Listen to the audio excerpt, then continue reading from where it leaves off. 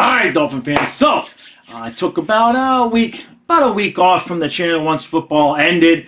I was going to save this video for Monday, but then with everything that happened yesterday, I figured let's just do this now. Bunch of stuff has happened for the Dolphins. Not a ton, maybe some interesting things. So the first thing, obviously, I had a couple of people asking me my opinion on the signing of Anthony Weaver, defensive coordinator.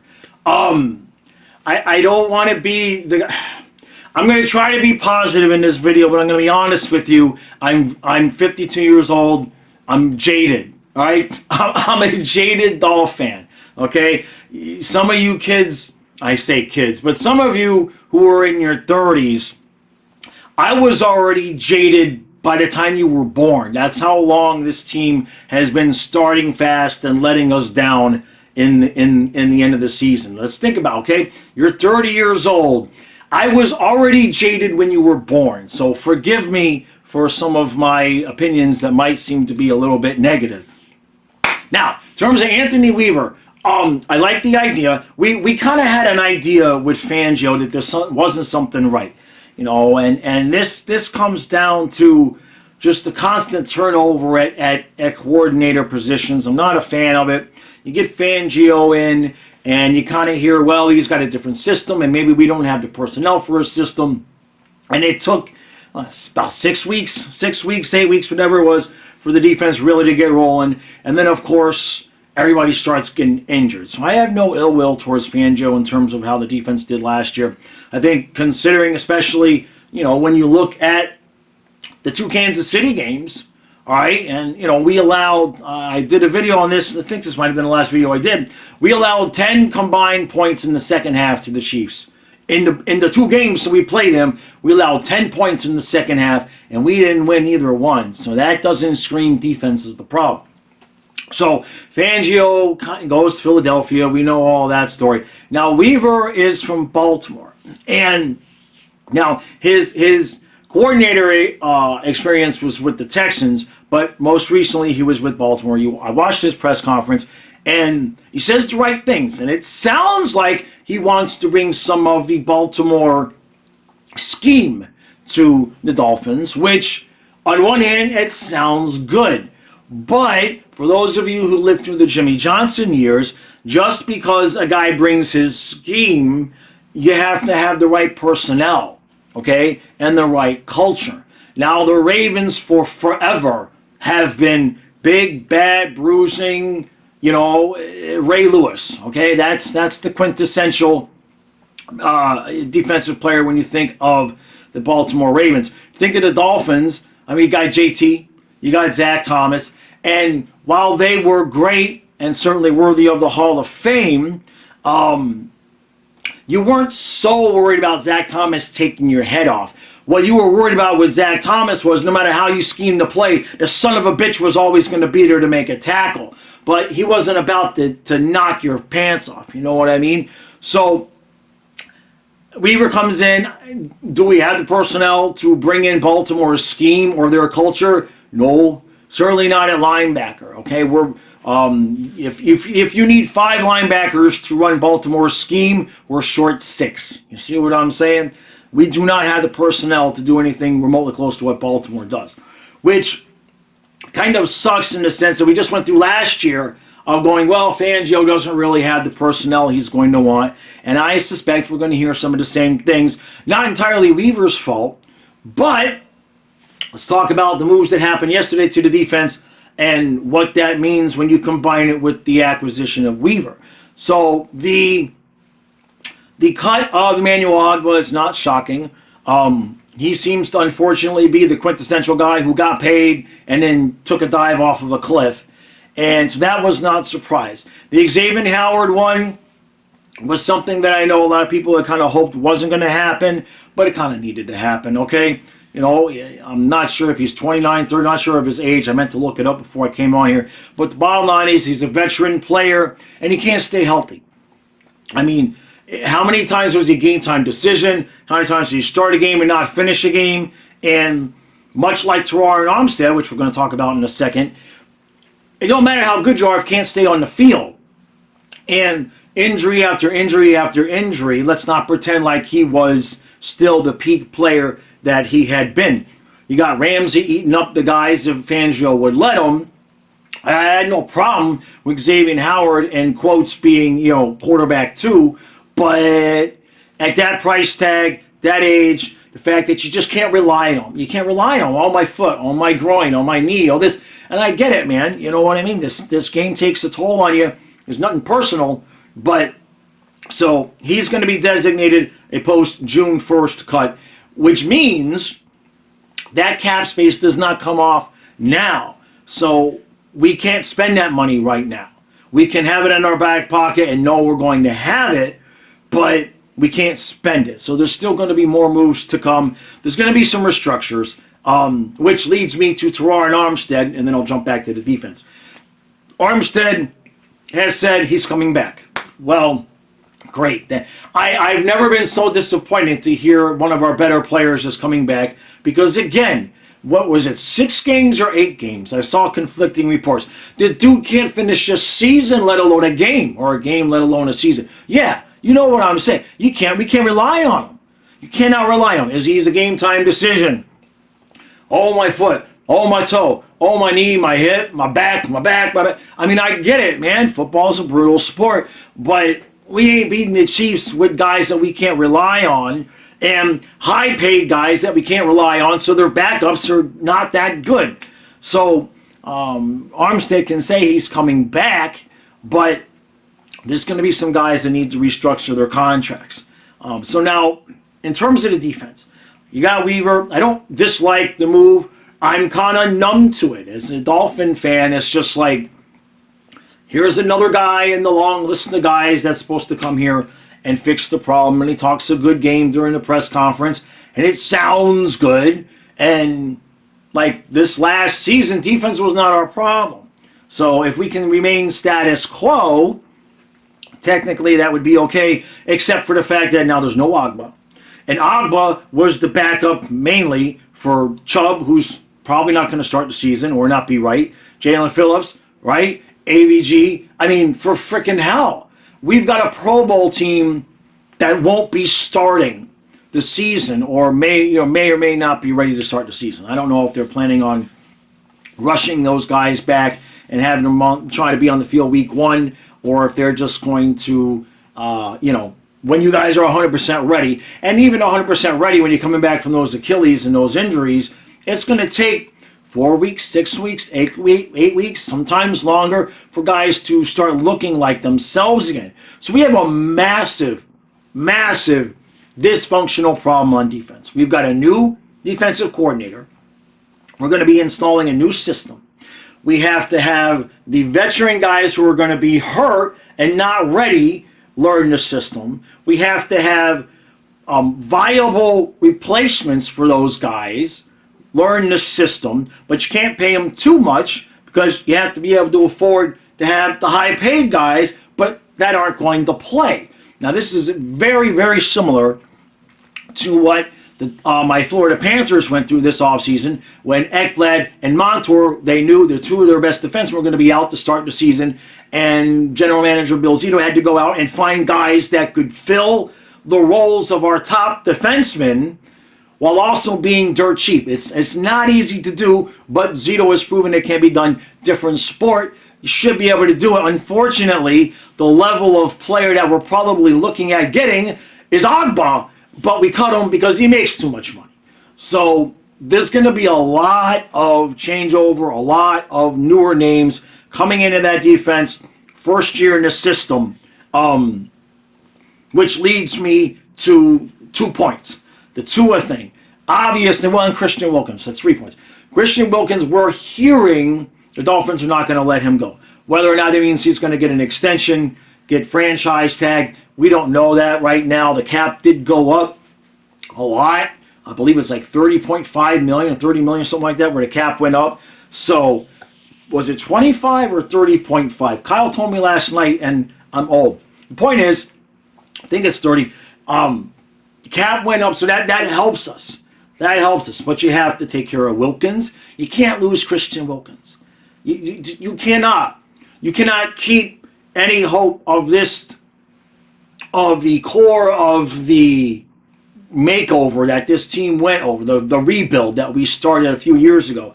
You cannot continue to have hope that this core is going to win a Super Bowl if you can't even re-sign Christian Wilkins. You have to be able to keep some of these guys. And then that leads us to Tua. Now,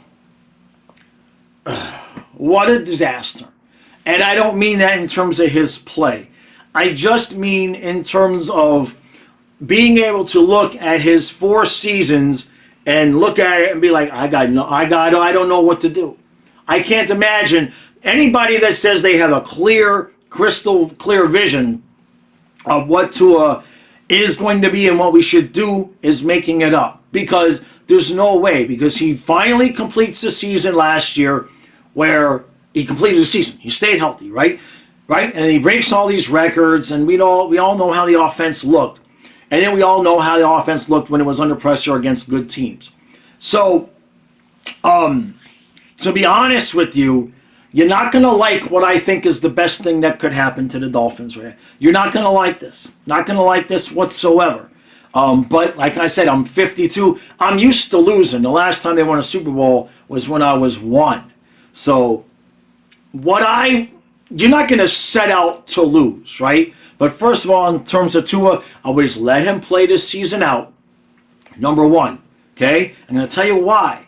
Because the defense, it ain't going to be so good, okay? The defense is going to be missing half their guys. New system. We might have to move on from Jerome Baker. We got to replace X. We got to replace Chubb. We got to replace AVG. We got to replace Jalen Phillips. We got to replace Ogbah. There's more. Cameron Good was a good special teams player. He tore up his needle at. So, I mean, new guys, new coordinator. That defense could be questionable, okay? Now, let's focus in on what's going on outside the Dolphins for a half of a second. The Chargers are going to be better. The Jets, if they can even get a half of an offensive line, are going to be better. The Patriots are going to be better by default, okay? I'm not saying they're going to be great, but they're going to be more difficult to play. The Bengals are likely to be better. The Ravens are going to be pissed. The Chiefs are still heavily motivated. We haven't even talked about the Bills yet. Okay? The Jaguars, Lawrence might be healthy. The Colts could make Richardson will be back.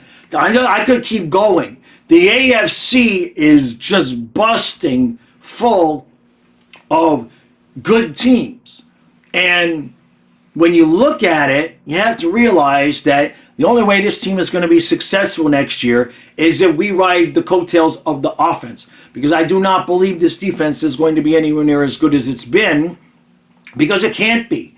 It can't be. You're not going to have guys to start the season and new system. It's just not going to be as good as it's been. And it's not been great. It's been good enough. The Dolphin defense was good enough, in my opinion, to win a Super Bowl this year. It's the offense that's been holding us back. Even though we scored 70 on Denver. I don't care. So, for me, I think this is a really good opportunity to really genuinely say, all right, Tua, you think you got Dan Marino's records in your... What was it? McDaniel was yelling to Marino, we're coming for your records. You really want to be in that conversation, Tua? Well, guess what? Now you're going to have Tua. Tua is now going to have a defense that's probably more similar to most of the defenses that the Dolphins had back when Marino was slinging it, which is to say, can't stop a broken bus. Okay? I'm not saying the defense is going to be terrible, but you don't have to be terrible if you can't stop the run against some of these teams. You can't stop Josh Allen or Patrick Mahomes or any of these guys from scrambling around. Okay? So the defense is likely to take a big step back. We're likely to need 21, 24, 27 points every week at least to be in games and win games. So here you go, to show us you can do it, right? Because you look over in Kansas City, the offense ain't tearing it up. The defense is winning, okay? But you got Patrick Mahomes, who, when you have to have a touchdown, somehow, just like Brady, somehow, doesn't matter what's going on, the other 58 minutes of the game, touchdown, Chiefs win. So if Tua can prove that the offense can be the driver of the team, and he can win us games when the defense is not playing well. And I'm not talking about week 6. Don't throw at me some game where it was week 6 or week 9 where he let it come. I don't care about that. I'm talking week 14, 15, 16, 17 playoffs. The last 5 weeks of the season and in the playoffs. You want a contract, prove to me that when the defense is kind of mid, all right, we can count on you to get us points and win us games. And then you get your contract. I wouldn't even give him a contract to reject right now. Because if he cannot do that, it's time to completely move on. And that might be the end of this version of the rebuild. And I know that, I'm going to catch hell for that because there's the cheerleader section of the Dolphins. I'm the realistic section of the Dolphins, okay? Yeah, I mean, what was it, 93? 93, Marino got hurt, okay? We're 9-2. People are screaming, get rid. People were yelling, trade Marino because Scott Mitchell had us at 8-2 or 9-2. Mitchell gets hurt. Steve DeBerg comes in. We never won another game. All right? So, was that 93? It was 93. 93 was the year so whatever it was 30 years ago. You see my point? I've been doing this a long time in terms of just watching the team and going, last year I made a video, one of the games we lost. I said, same old Dolphins. And people told me, have faith. This team is different, blah, blah, blah, blah, blah. It's the same. Now, this year might be different because I don't think the defense is going to be as good. Tua is going to have multiple different ways to prove to us that he can do it. And if he can, then you give him a contract. If not, don't. I'm not going to get into the second part of that, which is what do we do from there, okay? But you cannot hold on to a guy who you clearly cannot win with just because the immediate answer of who we can win with is not right there for you to take. You can't do that. Not everybody is Green Bay, okay? Sometimes you're going to be Patriots where and we've kind of been, the post-Brady Patriots now for a long time. Long time, right? Remember, Tannehill was supposed to be the guy and Henne was supposed to be the guy. Pennington might have been the guy, but his arm fell off, right? Dante Culpepper, okay? He was going to be the guy, okay? He was going to lead us to it. The list goes on. So Tua right now is no different. It's no different. Just the only difference is there's more people paying attention, there's more people breaking down film, and the world is much more divided. So everybody's going to be pro Tua, against Tua, pro Tua, but it's all bullshit. Okay? It's the same situation. We have nothing to show for the rebuild. Right now, we used all that draft capital, we had all of the picks, and we have jack shit to show for it. How many playoff wins we got? Just add them up real quick in your head. It shouldn't take a long time. Right now, we have nothing but maybe hope and change. That's what we got for the rebuild. We got Barack Obama, hope and change. That's all we got. That's it. Some people can see that. Some people don't like to see it. Some people refuse to see it. It is what it is. So that's my take on what's happened so far. I'm going to give Greer a chance, obviously, but he has the holes to fill on this team. I mean, we didn't just win the Super Bowl, right? You can't even really look at this past season and think we did better because Kansas City whooped our ass in that playoff game.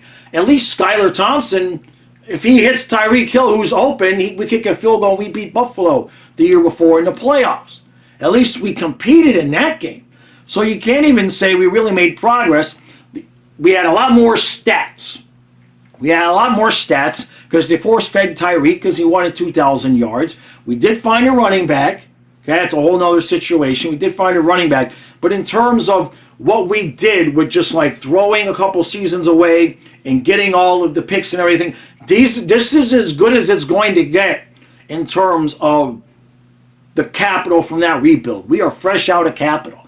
So either these guys make it work or they don't. And they cut bait and we're going to have to do it again. And that's going to mean that's going to mean another coach and another offensive coordinator. And it's going to mean a whole nother thing. And it might cost Greer his job. And I've been on the books saying this for a long time. The problem with the Dolphins, is at the top. Stephen Ross will never just flush the toilet. He never will just flush the toilet, not a full flush. He will never just take everything, the whole thing, the GM all the way down to the water boy, and just kick them all out of the building and get one guy and that he trusts to build it up. We've never done the full flush, and while I would love to go ahead and say that we're going to be able to beat Buffalo, Kansas City, Cincinnati, Jacksonville, I mean, you know, I would love to be able to pretend that we're going to beat those teams 3 weeks in a row in January, but I ain't seen nothing so far that leads me to believe we can do that. So that's how we'll set. That's my vision for next year. Unfortunately, right now I don't like what I'm seeing at all, and I've been there, done this with the Dolphins since Marino left. JJ couldn't get it done. There's been a few guys, Armstead couldn't get it done. We get to a certain level, and we just cannot get over that hump. And I'll be straight. I don't see the personnel on this team that makes me believe we can get over the hump. Not the hump that the AFC is right now. It's too good. It's just too good right now. So, all right. I'll be back a little on later on during the week. I'm going to start having more consistent videos out as free agency and everything gets moving on. Appreciate all the support. Sorry for the bad. I know some of you ain't going to like the opinion, but it's just my opinion. It's like, you know, I don't want to tell you.